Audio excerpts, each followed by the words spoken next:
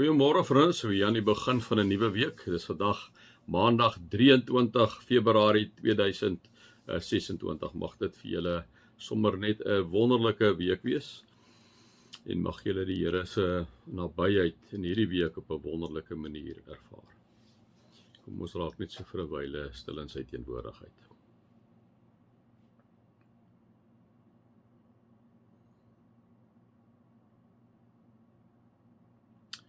Here God, hier aan die begin van 'n week, met al sy uitdagings, met al sy geleenthede,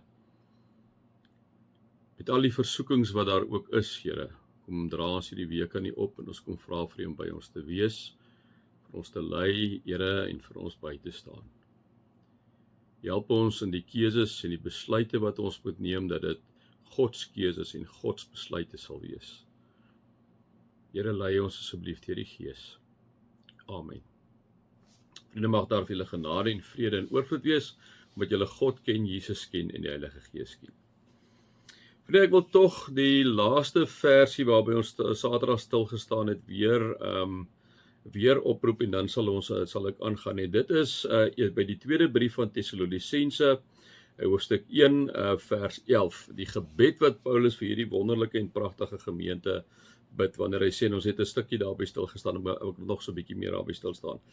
Paulus sê, hy bid vir hulle, hy sê, daarom bid ons ook altyd vir julle. Net, dit is nommer 1, 'n baie belangrike ding, vriende, wat ek en jy vir mekaar moet sê, hoeveel keer bid ons vir mekaar? Hoeveel keer bid jy vir jou broer, of vir jou suster, of vir jou werkgewer, of jou werknemer, of jou kollega, of jou ma, of jou pa? Hoeveel keer bid julle? Miskien nog vir ons ouers, ons kinders, miskien nog dit, maar hoeveel van julle bid vir julle werkgewer? Hoeveel van julle bid en dink 'n bietjie gaan sit en bid so in die begin van die week, sommer vir julle kollegas, julle spannetjie daar op die vloer waar julle sit? En dis wat Paulus doen. Daarom bid ons ook altyd vir julle. Dit is nie sommer net 'n lukrake ding nie. Paulus bid altyd, en daarom wil ek ook dit op julle op die hart kom lê vanoggend, dat julle 'n lysie sal maak van al julle kollegas by die werk wat julle kan onthou. Maak 'n lysie. Bid vir elkeen by naam. Bid vir hulle kinders, bid vir hulle kleinkinders, bid vir hulle ma's en pa's, hulle oupas en oumas, bid vir hulle familie. Bid vir hulle. Daarom bid ons ook altyd vir julle. Die gebed het groot krag. So, kom ek wil hê, en voordat ons eers aangaan by die ander, bid vir die mense daar by die werk, bid vir jou gesin, jou familie, bid vir daai persoon wat jy nie baie van hou nie.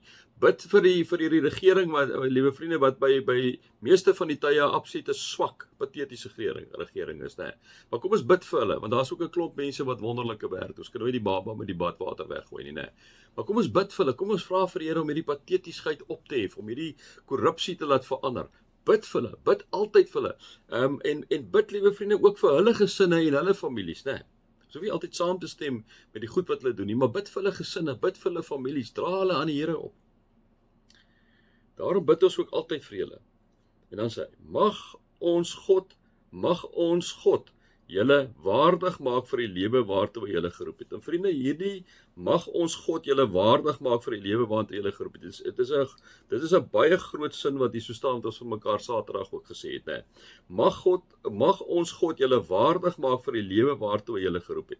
Nommer 1, God roep ons altyd. Ek sê altyd vir julle as ek met julle praat, as jy wil na 'n plek toe gaan verhuis, roep God jou na die nuwe plek toe, of sit jy wat na die nuwe plek toe wil gaan?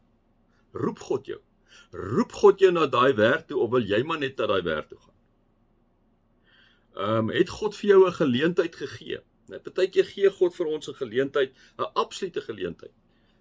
En dan roep hy ons soontoe. Maar wanneer hy ons soontoe roep, het ons weet, ons gaan verteenwoordig vir God daar, op daai plek waartoe hy ons geroep het. Dis nie altyd 'n lekker plek miskien nie, dis nie altyd 'n aangename plek nie. Dis nie waartoe ons altyd roep, hy roep ons partykeer juist na 'n onaangename plek toe, juist daar om lig te wees daar.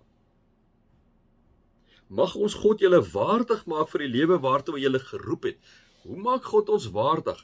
Deurdat, liewe vriende, ek en jy 'n lewende verhouding met God het. En dis wat gelukkig hierdie gemeente in Tessalonisense gehad het, Tessalonika gehad het. 'n lewende verhouding. Wat beteken 'n lewende verhouding vir God? Beteken dat ek en jy gereeld praat met God. Dit beteken ons bid met God, praat en bid self. Beteken dat ek en jy die woord bestudeer en uit die woord uit, liewe vriende, met God kom praat. En hoe meer ek en jy met God praat, liewe vriende, hoe meer begin die Gees deel raak van ons lewe. Wat God maak, as God soek nie marionette nie, hy wil nie net touwtjies trek, hy wil ons self hê. Mag ons God julle waardig maak vir die lewe waartoe hy julle geroep het, dat ons in hierdie lewende verhouding wat ons met God staan, hoe meer ons met God omgang het, hoe meer, liewe vriende, begin die Gees in ons kom, en hoe meer begin ons sy beeld vertoon, want ons is geskapen na sy beeld om hom te verteenwoordig, hoe meer maak hy ons waardig, en dan sê hy in sy gebed, en mag hy deur sy krag julle liefde vir die goeie en die werk van die geloof volkome maak. Mag hy deur sy krag julle liefde vir die goeie volkome maak. So maar kom nie stil daarby. Mag hy deur sy krag julle liefde vir die goeie volkome maak. En vriende, hierdie gemeente doen 'n wonderlike goed, hier is liefde vir mekaar as geloof daar, en nou kom sê hy, ek wil dit verder hierdie gebed vir julle doen, ek wil vir julle bid, en vir julle vra, mag God deur sy krag julle liefde vir die goeie volkome maak. Dit wat julle doen, spits julle net toe op die goeie, spits julle net toe op die positiewe. Soos wat ek nou die negatiewe uitgelig het, dit is 'n realiteit in ons land, maar miskien moet ons, en ek self daarby leer, wat hy hierso kon sê, mag hy deur sy krag julle liefde vir die goeie volkome maak, dat ons, miskien ook, en ek, Rian, beginnende by my, sal kyk maar wat word goed gedoen deur mense wat ons op hierdie stadium nie enige vertroue het nie. Wat is dit goed wat hulle doen? Mag hy deur sy krag julle liefde vir die goeie volkome maak, en dat ek en jy self, liewe vriende, altyd die goeie doen, dat ons altyd die beste sal doen wat ons kan. Mag God deur sy krag julle liefde vir die goeie volkome maak. Mag hy deur sy krag die werk van die geloof in julle volkome maak, is hierdie sinnetjie, Mag God, omdat hy teenwoordig is in julle, omdat die Heilige Gees in julle teenwoordig is, en in my teenwoordigheid, die werk van die geloof volkome maak. Wat is die werk van die geloof? Die geloof is om God en volle te vertrou. Met alles in ons lewe. Met elke dingetjie in ons lewe. Dis die gebed van Paulus vir hierdie pragtige klomp mense, So ek wil weer vir julle hierdie gebed gee, soos ek dit vir julle gegee het. Ek het net gedink, ek wil weer daarby stil staan, want dit is so amazing gebed. Daarom bid ons altyd vir julle, daarom bid ek vir julle.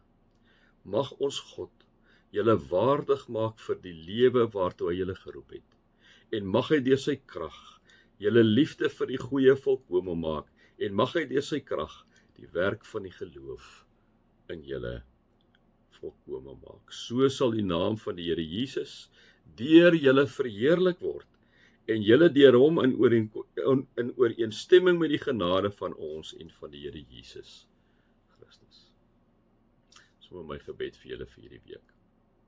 Mag julle God se liefde ervaar, sy genade ervaar en sy teenwoordigheid ervaar.